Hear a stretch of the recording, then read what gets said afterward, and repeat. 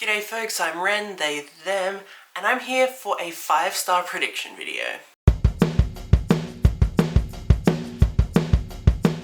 Alright, so I've had this pile of books that I think are going to be 5-star predictions just sitting on a shelf for like 2 months.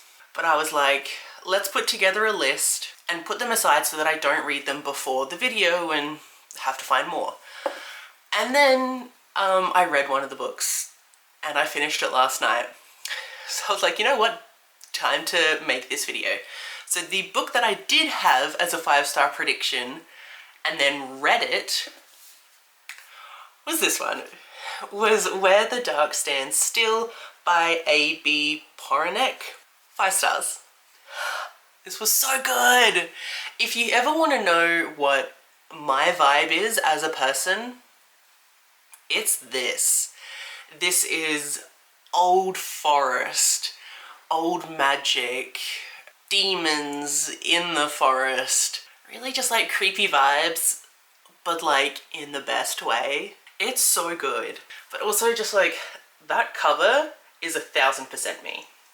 Like, there's mushrooms, there's a skull, there's woodland, foresty vibes, and the color scheme is also my vibe. So good. But yeah, this was originally a 5-star prediction, but you know, it worked. Now, before we get on to the actual 5-star predictions that I haven't read, quick shout out to the candle behind me. Ooh, let's not burn myself. So this is 300 Fox Way candle, and it smells amazing. So obviously 300 Fox Way is from the Raven Cycle, and there's also one called Caves Water, also phenomenal. But I decided to light this one today. It's rich and heady incense, warm amber, and tea leaves. It smells so good. So does the Caves Water one. And I just need to shout it out because I am obsessed. So I will leave the link to the Etsy store down below. Also a link to Kirsty who makes them. They're amazing. She's so talented. Everyone go buy yourself some of her candles. Alright, on to the 5-star predictions. First up, we have Somewhere in the Grey Area by Jeffrey F. Davenport. This was like an indie book that got sent to me with a Pride subscription box kind of service that I was a part of for a while. And I'd never heard of it, and I haven't heard anyone talk about it. But I was reading through this last night, and I was like, you know what? That does give me kind of 5-star vibes. And kind of takes me back to my like fanfiction reading days, which, you know, always a good time. But yeah, so this is queer. So there's this guy called James. He's thriving in everything in life. He's in a programming internship. He has a plan for everything, because when you plan for everything, nothing can go wrong until it does. What he doesn't plan on is finding himself caught right in the middle of a vicious crime and police cover-up that takes the lives of his high-profile boss and the rest of the program's interns. His saving grace is an unlikely team of operatives that pluck him from the scene and explain that there are dangerous secrets being kept from him that will change his life forever. Things only get more knotty when Mateo, the team's leader with a rough exterior and a serious eye only for his work, grows a soft spot for James, and they realize how alike they are despite coming from 2 very different realities. This kind of dynamic where it's almost like a bodyguard romance. That was very much my vibe for a certain amount of time in my life, where all I wanted was bodyguard romances in fanfiction. So it's kind of bringing me back to that. But also I was flipping through this last night, just randomly doing that. And I saw something and I was like, what? And so I had to put a little tab there because I was like, this is just, it sounds funny. So Mateo's like, here, put this on. And then James is like, I absolutely will not. You're about to have me out here infiltrating a government facility looking like a desaturated Power Ranger. It's bulletproof? Oh my god, so good. That just sounded funny. And I like that kind of dynamic. I'm pretty keen for this. Really hope it'll be a 5-star. And the next 5-star prediction is I Am Not a Serial Killer by Dan Wells. This is a YA sickly disturbing dark comic thriller. So this is about a teenager called John Cleaver, and his hobby is death. He's fascinated by serial killers, same, and he's seen a lot of dead bodies because his family runs the town's mortuary. There are two monsters living in my hometown. One of them is a vicious killer who tears his victims to shreds. It might be a man, it might be a wild animal, or it might be something far, far worse. As for the other monster, well, I'm doing my best not to kill anybody at all. My name is John Cleaver, I'm 15, I'm a mortician, I'm a sociopath, but I am not a serial killer. Like, that just sounds fun. I love me some serial killers, and this sounds like a fun kind of take on it, but also potentially some actually gruesome things, which I love gruesome things so much. So I'm very much looking forward to this. I've wanted to read this for like a decade now. Oh, when did it come out? I haven't owned this since it came out, but I've heard about it. 2009, so yeah, probably about a decade. Really looking forward to this. It sounds like a good twisty time, and I'm here for that. So next up is a manga. Now, a lot of manga I could probably put on this list, but I was getting really kind of detailed with it. I was like, what do I actually think will get to the 5-star? Because a lot of the times I can see a manga and I'm like, oh yeah, that'll be a 5-star, but then I think about it, I'm like, it's probably a 4-star. But this one, I think it'll be a 5-star. Because again, it's very twisty. This is PTSD Radio by Masaki Nakamaya. And this is volume 1. I am so hyped for it. Thank you to Chelsea for getting this for me. I'm so hyped to read it. But I'm like mildly putting it off because it's a 5-star prediction. Do you ever have that feeling where you know something's going to be so good, so you put it off for like eternity? And somehow that makes sense. That's kind of what is happening here. But all I knew about this was it was so messed up that the mangaka had to stop and like take like a mental health break because it was too upsetting. So I don't know if there's going to be any more volumes after what's already published. An unseen hand tugs at your braid. You find an old sealed box with a tangled mess of dark hair inside. In the hallway outside your room, a river of curls is slinking away, an ominous lump at its heart. It won't be long before you feel Agushi-sama's fingers slithering across your scalp. Before it's too late, tune in to PTSD Radio. PTSD Radio is by far the creepiest and most creative horror series I've ever read. Unnerving horror that will stick with you. That was a quote from a comic place. But like, I don't know what it is about, but obviously it's a horror manga. Oh, your face looks messed up. I don't know, I just really want something that's going to like destroy my soul. I want something that's gonna really freak me out, turn my stomach, and just make me feel so unsettled. Like, that's what I want from this, and I think I'm gonna get it. Because like, I have two vibes. Cute and wholesome, or so disturbing I want to throw up. Right, next up is The Flesh Market by Richard Wright. Is this indie? I think this is indie. I picked this up at a random op shop several years ago. Like, I knew of the story that it was kind of based on. And then I went to Edinburgh with Kirsty in January. Like, we went on this haunted tour thing, which was amazing. And like, they talked about that particular story. And I was like, oh my god, I have a book like this, I need to read it. I haven't read it yet because, again, so good, I'm not going to read it. So 1827, a year after the cadaver riots tore the heart from Edinburgh. In dissecting rooms, anatomists slice twitching flesh as they dream of cures and glory. For the greatest among them, Robert Knox, there is no price that cannot be met in the quest for knowledge. Behind the closed doors, he trades in walking death, dealing with devils to keep the flesh market supplied. Set between the slums of 19th century Edinburgh and the ivory towers of its academia, The Flesh Market is an almost true story of murder, mad science, obsession, and the restless dead. Yeah, that sounds friggin' amazing. So during the haunted tour, we went into the tunnels under Edinburgh, and in one of the tunnels, they talked about Robert Knox and everything he was doing there. Just like all of the shady stuff to do with like bodies, and, you know, once you run out of bodies, you gotta make some more. So stuff like that starts happening.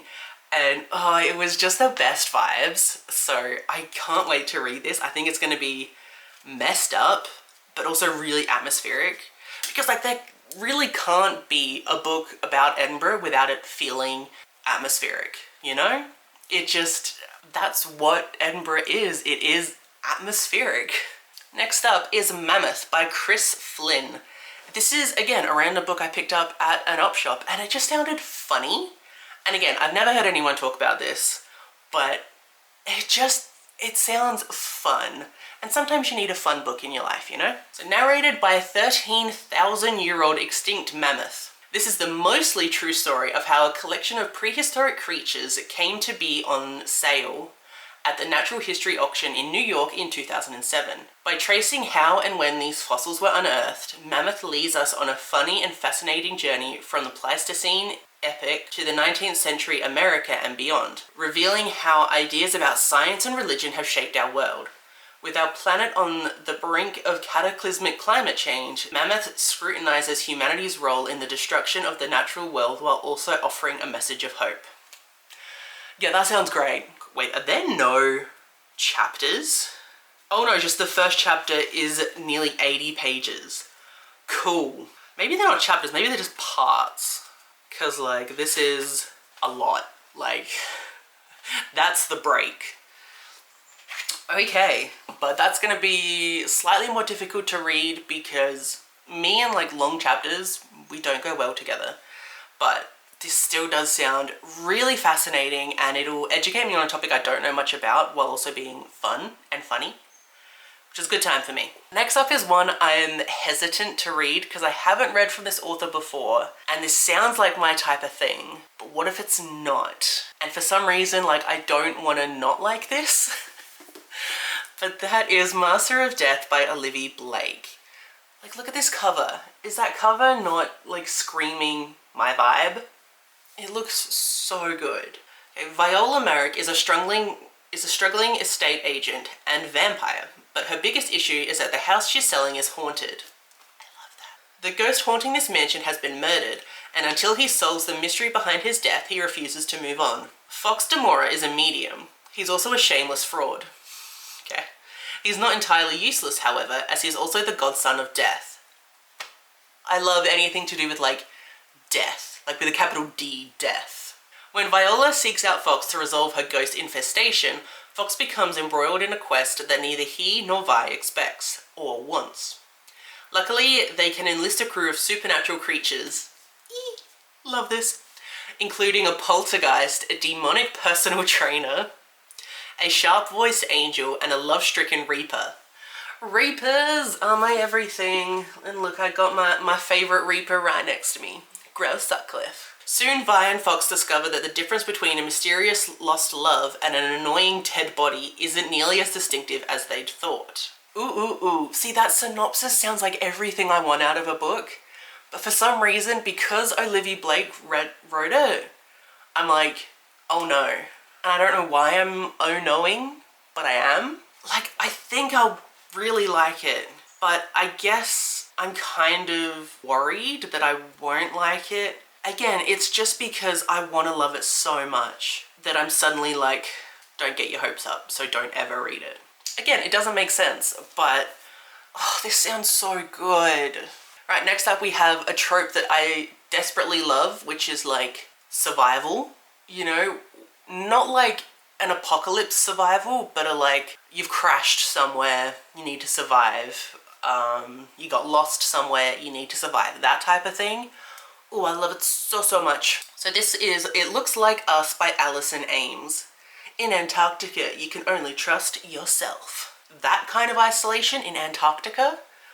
Ooh, so good. This is also queer, so love that. So the Victoria Station burns so fiercely that the heat can be felt from the helicopter circling above. From the wreckage, a girl runs, broken and bleeding. Ooh. Riley Kowalski is desperate to escape her life, so when she sees an advertisement seeking student volunteers for a research trip to Antarctica, sponsored by an eccentric tech billionaire Anton Rusk, Is that sounding like anything to anyone else? She jumps at the opportunity. She joins 5 teens, a company-approved chaperone, and an impartial scientist to prove that environmental plastic pollution has reached all the way to Antarctica. It all sounds legit, but Riley soon has more questions than answers. Why is the station so big? And why is half of it closed off? Why are they testing the ice in an area already known to be polluted? Where does their chaperone keep disappearing to? Riley dismisses her suspicions as a symptom of her anxiety, even when she starts to see things out on the ice. Even when she has a terrifying encounter with Greta, their scientist. It's not like a person's body can actually change like that. Ooh, Riley has to be seeing things, right? And then Greta tries to kill her. Cool. Only it isn't Greta anymore. With no help, no way to call home, and a blizzard rolling in, Riley and the other teens have to work together if they want to survive. But how do you trust anyone when the thing you're trying to escape could be one of them? This sounds amazing.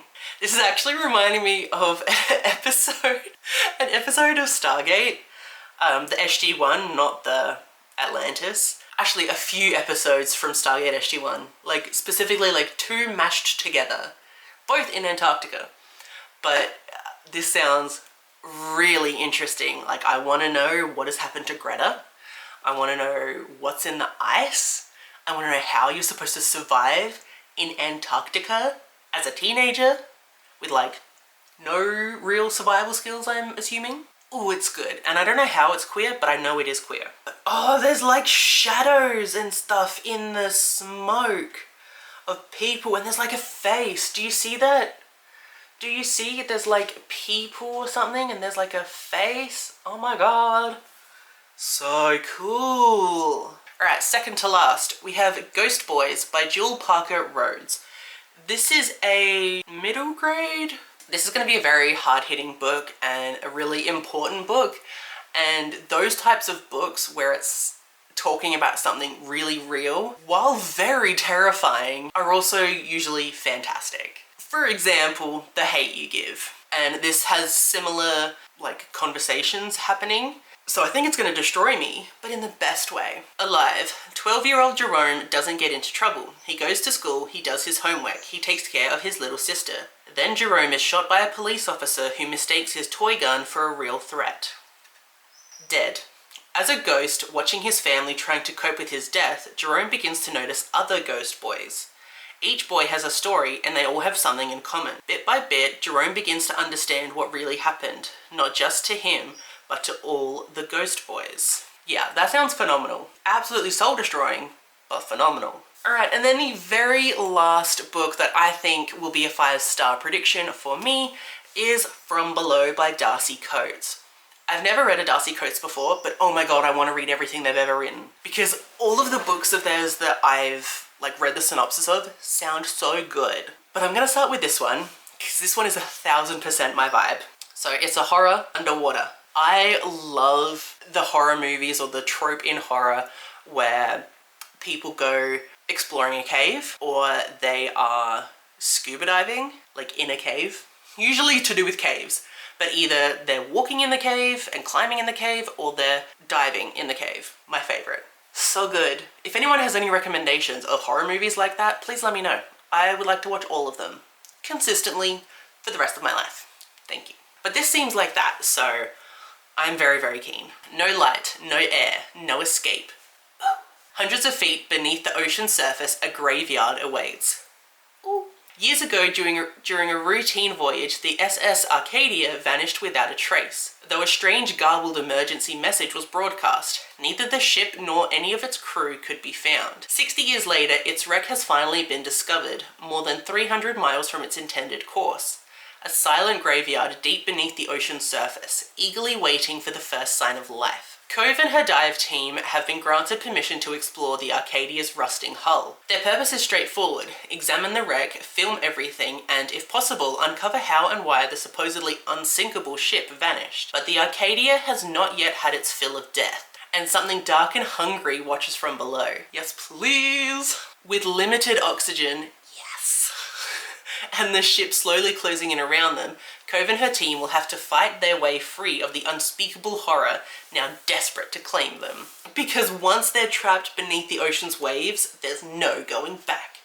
This sounds amazing. It really does. It sounds very much like many of the horror movies that I love. So here for it. There's just something so terrifying about being isolated and like trapped, and it's really difficult to get out, so you don't have any like resources except like yourself, and you gotta like push through all of your fear to just do the thing. Ooh, so good. Alright, this is my stack. Oh, and PTSD Radio, but that's flipped the other way. So how many do I have? 1, 2, 3, 4, 5, 6, 7, 8, 9. 9 books that are my 5-star predictions. Hopefully I will get to read all of these, and hopefully they will all be 5 stars. But I mean, if like this is to go off of, I think my predictions are pretty solid. But yeah, if you have read any of these books, please let me know. What did you think of them? And do you have any books that you would recommend to me based on what I've loved out of those 9 books? Because I always want to read all the things that I love, you know? But that is going to be it for this video, so thank you so much for watching, and I'll see you in my next one. Bye!